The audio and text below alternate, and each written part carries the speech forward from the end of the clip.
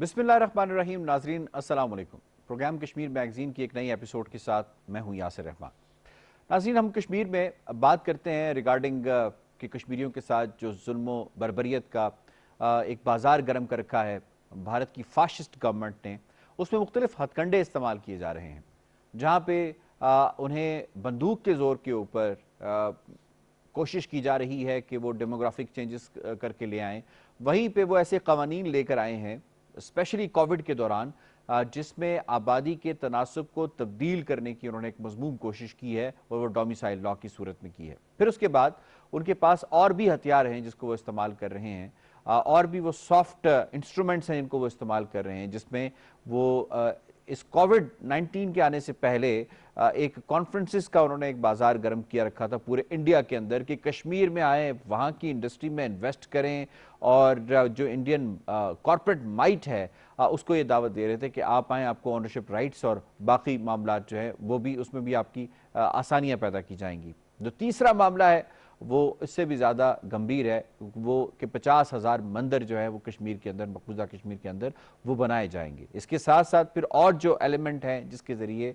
ये demographic changes या आबादी के तनासब में तब्दीली वो लाना चाहते हैं। जम्मू में ऑलरेडी कश्मीरी जो है वो कम तादाद में, उसकी वजह यह है कि 1948 के अंदर जो उन्होंने मैसेकर किया था उसमें बहुत ज़्यादा कश्मीरी जो है, क्योंकि उस टाइम में मेजॉरिटी थी, वो पाकिस्तान उन्हें माइग्रेट कर लिया था और इस वक्त मुख्तलिफ इलाकों में, आज़ाद कश्मीर में वो बस रहे हैं, वो वहाँ पे आबाद हैं।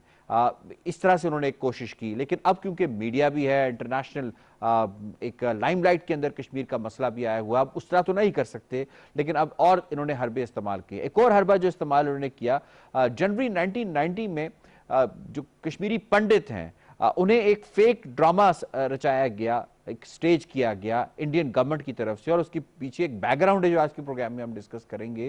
वो कुछ फैमिलीज जो हैं हज़ारों की तादाद में, वो फैमिलीज मकबूजा कश्मीर से उन्होंने ट्रैवल किया इंडिया की जानिब, और अब इंडियन गवर्नमेंट, फैशिस्ट गवर्नमेंट ये कर रही है कि उनको वापस लाने की आड़ में जो कैंप्स हैं, अकोमोडेशंस हैं वो बनाई जा रही हैं, ट्रांजिट कैंप्स बनाए जा रहे हैं, और उनकी आड़ में पंडितों की आड़ में कुछ और लोगों को लाके बसाया जा रहा है। ये सब कुछ क्यों किया जा रहा है?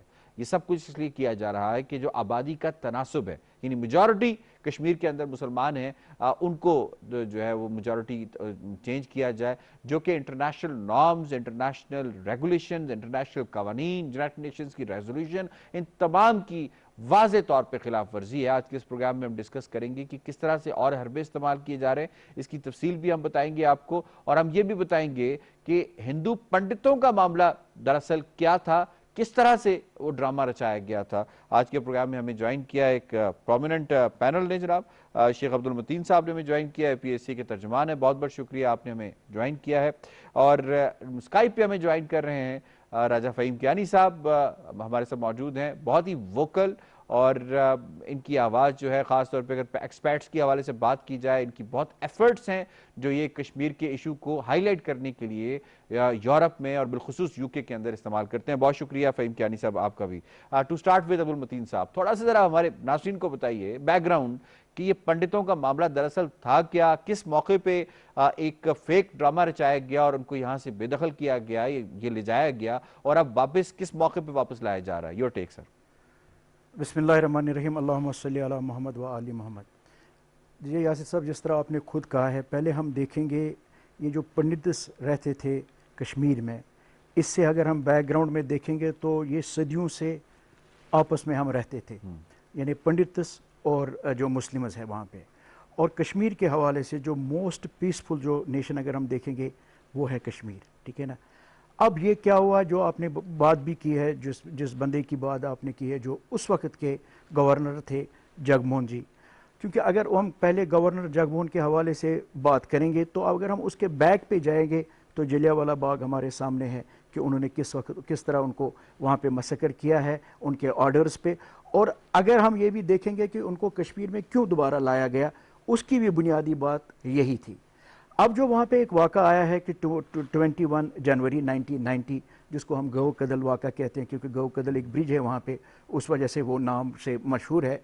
क्योंकि वहाँ पे उस वक्त पीसफुल जो प्रोटेस्टेंट थे वहाँ पे, जो क्या करते थे, जो चाहते थे और हज़ारों की तादाद में थे, وہ اپنی آزادی کے نعرے لگا رہے تھے اور پروٹیسٹ کر رہے تھے. تو ایک منصوبہ بنا جس کے تحت اسی جگموہن نے آرڈرز دیے ہیں اور وہاں پہ ایک مسکر ہوا ہے جس کو ہم گو قتل مسکر کہتے ہیں, اور جس میں ہے بہت سارے لوگ. کلنٹن کا وزٹ بھی تھا. جی کلنٹن کا وزٹ, یہ اسی لیے میں کہہ رہا ہوں منصوبہ بند سازش کے تحت کیا گیا. تو 50 جو ہے وہاں پہ کشمیریوں کو اس وقت جو معصوم کشمیریوں کو قتل کیا گیا. اصل میں وہ چٹی سنگ پورا تھا کلنٹن کا وزٹ. ٹھیک ہے, میں اس طرف آؤں گا جو آپ نے اس واقعے کی بات کی نا, وہ جو میں نے آپ کے جو آپ کا سوال تھا پنڈتوں کے حوالے سے, یہ ایک منصوبہ بند سازش کے تحت ان کو نکالا گیا. اور آپ خود ہی اندازہ لگا لیجئے ایک ہی رات میں سینکڑوں کس طرح نکل سکتے, ہزاروں کس طرح نکل سکتے. اس کا مطلب ہے ضلع اسلام آباد سے باقی جگہوں سے آپ اگر آپ دیکھیں گے, خاص کر ضلع اسلام آباد کی بات کر لیے, سری نگر کی بات کر لیے, باقی جگہوں پہ بات کریے جہاں جہاں پہ پنڈت رہتے تھے. یعنی جگموہن کا کیا پلان تھا؟ ان کا پلان یہ تھا کہ ان کو نکال کے میں کشمیریوں کی جنوسائیڈ کروں گا اور ان کی نسل کشی کروں گا. تو اللہ تعالیٰ کے فضل و کرم سے کشمیر کا جو اگر آپ دیکھیں گے بیک گراؤنڈ دیکھیں گے, کشمیری اور پنڈت سالوں سال سے وہاں پہ رہ رہے تھے اور ابھی بھی رہتے ہیں. جو بیسیکلی وہ کشمیر کی تحریک کو ایک اسلامک تحریک کے طور پہ لانا چاہتے تھے, اس کی وجہ سے اس کا رنگ دینا اور اس میں, لیکن وہ کامیاب نہ ہو سکے. فہیم کیانی صاحب, میں آپ کو یہاں پہ انوالو کروں گا. ہاؤ یو سی کہ جو سچویشن یہاں پہ ہے ڈیموگرافک چینجز کے حوالے سے, پنڈتوں کو واپس لانے سے کشمیریوں کو کوئی اعتراض نہیں ہے, کیونکہ they are as good Kashmiris as the Kashmiris like on the both sides of the LOC. تو آپ کیا دیکھتے ہیں کہ کس طرح سے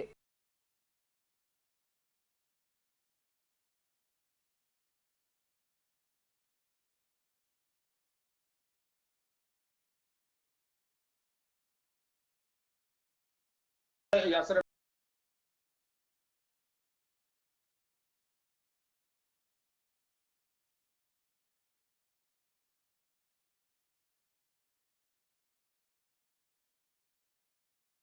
پر ابھی تک 90 جو پنڈت وہاں سے چلے گئے, وہاں پہ جو باقی موجود تھے وہ وہاں پہ رہ رہے, ان کو کسی نے کچھ نہیں کہا, وہاں پہ کاروبار بھی کر رہے ہیں سب کچھ.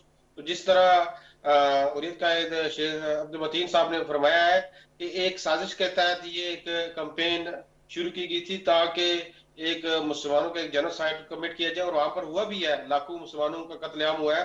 لیکن یہ ڈیموگرافیکل جو چینجز کی اب بات کی جا رہی ہے, اب ملٹری آکوپیشن جو ہے وہ کلونیلزم کی طرف چلی گئی ہے, اور یہ کلونیلزم کی اسٹریٹجی ہوتی ہے کہ اپنے سیویلینز کو آباد کرنا. اور یہ 4th جنیوا کنونشن جو 1949 میں ہوا تھا, اس کیٹیگوریکلی ایکسپلیسٹلی لکھ دیا تھا کہ اپنے سیویلینز کو جو آکوپائڈ ٹیریٹریز میں موو نہیں کر سکتے. پھر اس کے بعد جو جنیوا کنونشن کے آرٹیکل 49 میں اس کو کیٹیگوریکلی مینشن کیا گیا. اسی طرح پھر یونائٹڈ نیشنز کی 12 قراردادیں موجود ہیں, سیکیورٹی کونسل کی ایک قرارداد جو اسرائیلی آکوپائڈ ٹیریٹریز کے حوالے سے تھی کہ کس طرح اسرائیل جو اپنے سیولینز کو ایلیگل سیٹلمنٹس وہاں پہ کر رہا ہے, وہ ریزولوشن 446 ہے اور 452 ہے, 452 یہ 1979 میں پاس ہوا تھا. پھر اس کے بعد ایک ریزولوشن اسی ڈیموگرافیکل چینجز کے حوالے سے سیکیورٹی کونسل کے اندر 476 ہوا جو 1980s میں ہوا. تو یہ آرمی قوانین کی بھی خلاف ورزی ہے.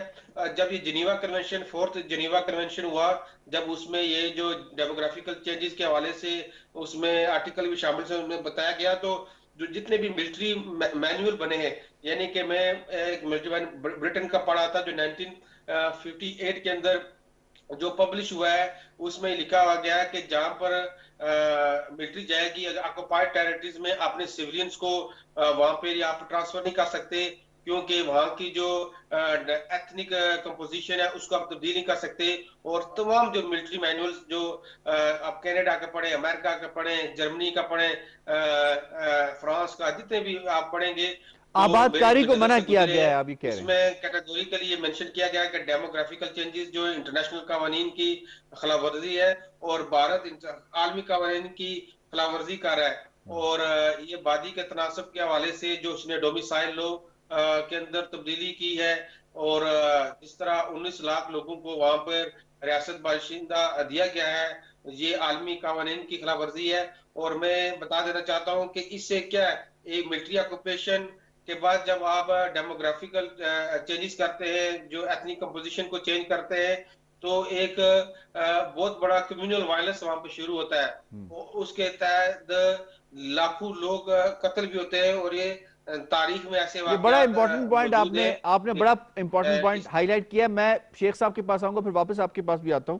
19 لاکھ ڈومیسائلز ایشو ہوئے ہیں جی، ڈومیسائل ایکٹ کا، اور ٹائم آپ دیکھیں، اور یہ کہا گیا ہے انڈین گورنمنٹ کی جانب سے، فاشسٹ گورنمنٹ کی جانب سے، کہ اگر کسی افسر نے ڈیلے سے کام لیا تو اس کے اوپر 50,000 روپے جرمانہ، اسے سسپینڈ کر دیا، نوکری سے نکال دیا جائے گا. یعنی اتنی اجرت میں کام ہو رہا ہے. 19 لاکھ ڈومیسائلز، کشمیری کیسے ریئیکٹ کریں گے؟ خاموشی سے بیٹھ جائیں گے کہ ہم ویلکم کرتے ہیں ان لوگوں کو جو باہر سے آئے، چاہے وہ ان کا تعلق فورسز سے ہو، چاہے وہ 15 سال سرو کر چکے ہوں، چاہے وہ جینیٹوریل وہ والے سینیٹری ورکرز ہوں جنہیں 1950s میں لایا گیا تھا. Your take. دیکھیں، کشمیریوں کا جہاں کا تعلق ہے، کبھی کشمیری خاموش نہیں رہے ہیں. کبھی اس وقت بھی جو کشمیری ہے، جو بھی یہ انہوں نے ایکٹس کیے ہیں، وہ اپنی جدوجہد کو جاری و ساری رکھے ہوئے ہیں، اپنے خون سے رکھے ہوئے ہیں. اب ہمیں دیکھنا ہے کہ انڈیا کا جو ڈیزائن ہے، جو انہوں نے مطلب اگر آپ دیکھیں گے جو انہوں نے یہ چینج کیا ہے ڈیموگرافک چینج کے حوالے سے، 370 آرٹیکل کو بھی ایبروگیٹ کیا، 35A کو بھی ایبروگیٹ کیا گیا. یہ کیوں کیا گیا؟ یہ اسی لیے کیا گیا، یہ وہ لاز تھے جو انڈیا نے خود بنائے تھے کشمیر کے حوالے سے. حالانکہ ہماری جو جدوجہد ہے اور انڈورس کیا تھا اس کو جو مہاراجہ نے بنائے تھے، اس وقت کے کنگ نے بنائے تھے. بالکل، وہ اس حوالے سے 35A کے حوالے سے 35A یعنی انڈورس کیا تھا، اور انہوں نے خود کہا تھا کہ چلو اپنے آئین میں انہوں نے یہ لاز رکھے ہیں. تو اس کا مطلب ہے، نہ انہوں نے اپنے آئین کو دیکھا ہے، نہ انٹرنیشنل لا کو دیکھا ہے، نہ جو کٹ پتلی لوگ تھے جو وقتاً فوقتاً ان کے سٹوج بن رہے تھے، نہ ان کو دیکھا جو ان کے وفادار تھے، اور انہوں نے اس کو ایبروگیٹ کیا. اس کا اس میں بنیادی مقصد یہی ہے کہ جو وہاں پہ لوگوں کو، جو غیر ریاستی باشندے ہیں، آباد کرنا. اب یہ انڈیا پہلے کہہ رہا تھا، اب انہیں ایبروگیٹ آرٹیکل کر کے، اب جو فہیم کیانی صاحب نے بھی کہا ہے، یعنی 19 لاکھ ڈومیسائل انہوں نے اجرا کیے ہیں. انڈیا کا اصل میں ایک بڑا پلان ہے. پہلا انڈیا کا پلان یہ تھا، میں آپ کو بتاؤں گا، جو 5 اگست کو انہوں نے کیا ہے، جو لاک ڈاؤن کیا ہے، جو کرفیو لگایا تھا، وہ اصل میں جونوسائڈ کرنا چاہتا تھا وہاں پہ، اور بڑے پیمانے پہ. اس میں جو آپ اگر just like Jammu, just like Jammu, اس میں جو ایک چیز ہوا ہے جو ہم کہیں گے، وہ جو انٹرنیشنل لیول پہ جو ہے یہ چیزیں جو اجاگر ہوئی ہے، جو ظلم جبر کشمیر میں ہو رہا ہے، پاکستان مسلسل اس کو ڈرم بیٹ کرتا رہا ہے. پاکستان تو ہے ہی، پاکستان کو اس کی تو مطلب اس کا وہ فریق بھی ہے، وہ تو مسلسل اس حوالے سے، کشمیر کے حوالے سے اپنی کوششیں جاری رکھے ہوئے ہیں. میں کہہ رہا ہوں انٹرنیشنل لیول پہ جو ہوا ہے اخباراتوں میں وغیرہ، تو انڈیا رک گیا ہے. لیکن انڈیا کا اصل پلان وہی ہے کہ وہاں پہ جونوسائڈ کرنا. جونوسائڈ کا مطلب ہے کہ آبادی کو چینج کرنا. اب انہوں نے کیا کیا ہے کہ اگر آپ دیکھیں گے جو جموں کشمیر کی آبادی ہے، وہ مسلمانوں کی میجارٹی ہے.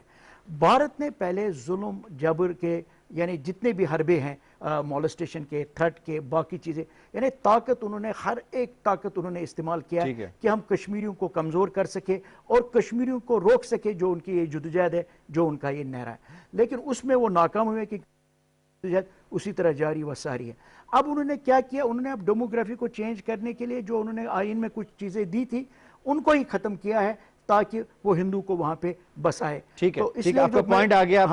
فہیم کیانی صاحب، 19 لاکھ ڈومیسائلز کا مطلب ہے کہ 19 لاکھ یہ فیوچر میں جا کے فیملیز بن جائیں گی، اور کشمیری جو آلریڈی وہاں پہ مقیم ہے، جنہوں نے اپنی جانیں دی ہیں 1 لاکھ سے زائد، وہ مارجنلائزڈ ہو جائیں گے اور وہ مائنورٹی میں چلے جائیں گے میجورٹی سے. اس کو آپ کیسے دیکھتے ہیں کہ یہ بڑے پرامن طریقے سے ہو جائے گا، یا ہمیں یہ فورس ہی کرنا چاہیے ریجنل لیول کے اوپر کچھ بڑا ہوگا، اس کے اوپر کشمیری ریئیکٹ کریں گے اسے، جو ان کی جو ایک تحریک ہے وہ بے شک وہ مسلح بھی ہو سکتی ہے، اور پھر زیادہ وہ بیک فائر کرے گی اس حوالے سے جو یہ کام کر رہے ہیں. یور ٹیک سر. بہت شکریہ. تاریخ انسانی میں جتنی بھی ملٹری آکوپیشن ہوئی ہیں، اس کے خلاف جو ریئیکشن ہوا ہے، اس کی بھی انٹینسٹی ہم نے دیکھی ہے. لیکن جو ریئیکشن اس ملٹری آکوپیشن کے خلاف کشمیریوں نے وہاں پر شو کیا ہے، اس کی تاریخ میں ایسی مثال ہی ملتی. آپ دیکھیں کہ 9 لاکھ وہاں پر ملٹری ڈپلائیڈ ہے، جو ویلی کی آبادی ہے 80 لاکھ، اس کو کنٹرول کرنے کے لیے اس طرح جموں کی. تو ایک تھوڑی سی آبادی کے لیے پرسنٹیج وائز دیکھیں کہ دنیا میں اتنی جو مطلب مضبوطی کے ساتھ یا اتنی تعداد میں بڑی تعداد میں کبھی ملٹری ڈپلوائے نہیں کی گئی کسی ٹیریٹری کو آکوپائی کرنے کے لیے. افغانستان کی ہم مثال دیکھیں, وہ جو 1 لاکھ سے لگ بھگ ٹوٹل فورسز پورے افغانستان کو کنٹرول کرنے کے لیے آئی تھی. کشمیریوں نے تو ہر حوالے سے اس آکوپیشن کو, اس کے مذمت بھی اس کے خلاف اٹھے ہیں. لیکن یہ آکوپیشن جب کلونیلزم کی طرف جا رہی ہے, آبادی کے تناسب کو تبدیل کرنے کے لیے, جو کلونیلزم صرف آبادی کا تناسب نہیں ہوتا بلکہ وہاں کے ریسورسز کو, وہاں کی اکانومی کو کنٹرول کیا جاتا ہے, تو ان تمام چیزوں کے حوالے سے تو کشمیری ریئیکٹ کریں گے.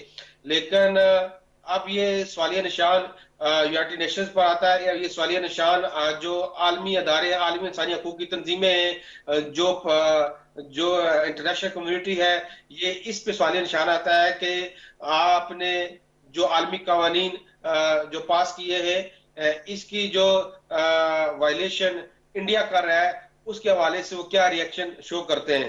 اگر نہیں کریں گے, میں سمجھتا ہوں کہ جو ایک بہت بڑا جینوسائیڈ, پہلے بھی 500,000 ہم نے 72 کے گزشتہ 72 سالوں میں 500,000 کشمیری مسلمانوں کا قتل عام کیا گیا ہے, اور یہ قتل عام کا سلسلہ بند نہیں ہوگا, یہ بلکہ اس میں زیادہ تیزی آئے گی. تو میں سمجھتا ہوں کہ یہ اتنی آسانی سے ان چیزوں کو امپلیمنٹ بھارت نہیں کر سکتا. یقیناً ریاست جموں کشمیر کے عوام اس کے, اور خصوصاً انڈین آکوپائڈ جموں کشمیر کے لوگ اس کے خلاف ریئیکٹ کریں گے. لیکن اس ساری صورتحال کے اندر جو ذمہ داری اقوام متحدہ کی بنتی ہے, انٹرنیشنل اداروں کی, وہ بالکل ٹھیک ہے, ہم اس پہ بات کر رہے ہیں, وہ مجرمانہ ہے. صحیح ہے. شیخ صاحب, اس کو ہم روک پائیں گے؟ جو انٹرنیشنل ادارے ہیں جس کی طرف اشارہ کیا فہیم کیانی صاحب نے, کہ ان کی ذمہ داری بنتی ہے, چاہے وہ یونائٹڈ نیشنز کی سیکیورٹی کاؤنسل ہو, یونائٹڈ نیشنز کے اور دیگر ادارے ہوں ہیومن رائٹس کے حوالے سے, یا باقی جو یورپین یونین ہو, یو کے کی ایون پارلیمنٹ ہو, جو کہ پاور سینٹرز کہلائے جاتے ہیں, کین دے اسٹاپ اٹ؟ دیکھیں, میں آپ کو پہلے بتاؤں گا, کشمیر کا جو ایک مسئلہ ہے نا, یہ ایک بین الاقوامی مسئلہ ہے. یہ ذمہ داری عالمی اداروں پہ بھی بنتی ہے, اقوام متحدہ پہ بھی بنتی ہے.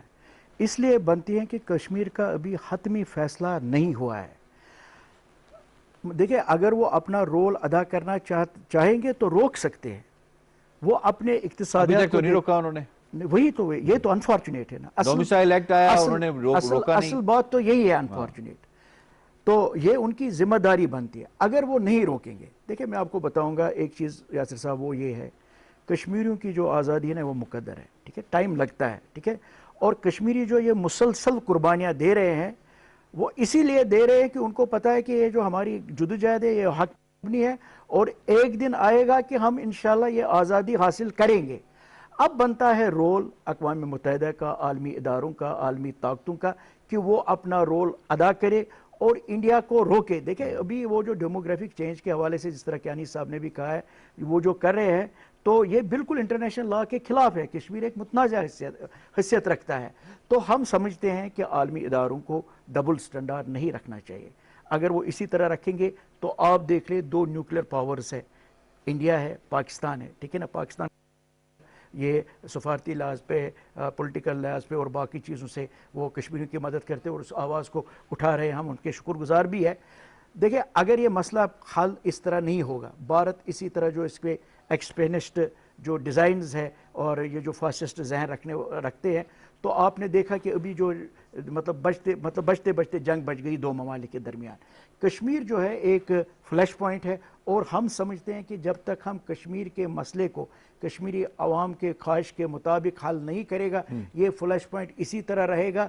نہ صرف یہ بھارت اور پاکستان کے درمیان جنگ ہو سکتی ہے, تیسرا فریق بھی ہے, چین بھی اس کے اندر آ گیا. ٹھیک ہے, ایشیا اور عالمی جو ہے یعنی عالم پہ بھی اس کے اثر ہو سکتے ہیں. سر, یہ جو ویسٹ بینک ماڈل ہے کیانی صاحب, یہ ویسٹ بینک ماڈل ہی میں اس کو کہوں گا ڈیموگرافک چینجز کے حوالے سے, اگر آپ دیکھیں تو بالکل سیم وہی ماڈل فالو کیا جا رہا ہے جو کہ اسرائیل نے کیا تھا فلسطینیوں کو کارنر کرنے کے لیے, یہودی آباد کاری کرنے کے لیے. اور وہی لینڈز وہ بھی دیکھیں تو آکوپائڈ ٹیریٹری تھی جتنی کے اوپر یہ سارا کچھ کام کیا جا رہا تھا, یہ کیا جا رہا ہے, اور اس کا ہم نے رزلٹ دیکھا. اس کو انٹرنیشنل کمیونٹی اس طرح سے نہیں بولی, ویسٹرن کچھ کنٹری, لیکن امریکہ نے پھر بھی ساتھ دیا, اور یونائٹڈ نیشنز اس طرح سے کام نہیں کر سکے جس طرح کرنا چاہیے.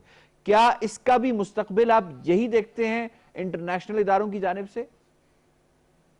मैं ये समझता हूँ कि देखेंगे ये जो मॉडल है ये तारीख इंसानी में चलता आया है कि मिलिट्री ऑक्यूपेशन के बाद वहाँ की आबादी के तनासब को तब्दील करना, कॉलोनिज्म को, जब जिनीवा कन्वेंशन में इसको 1949 में इसको इलीगल करार दे दिया गया, फोर्थ जिनीवा कन्वेंशन में ये चीजें नहीं हो सकती, तो उसको वायलेट करने वाला सबसे पहले इसराइल है।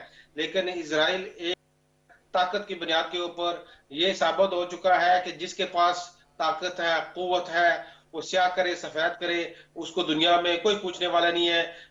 दर्जनों रेजोल्यूशन इसराइल के खिलाफ मौजूद है, इस इलीगल सेटलमेंट्स के हवाले से, डेमोग्राफिक चेंजेस के हवाले से।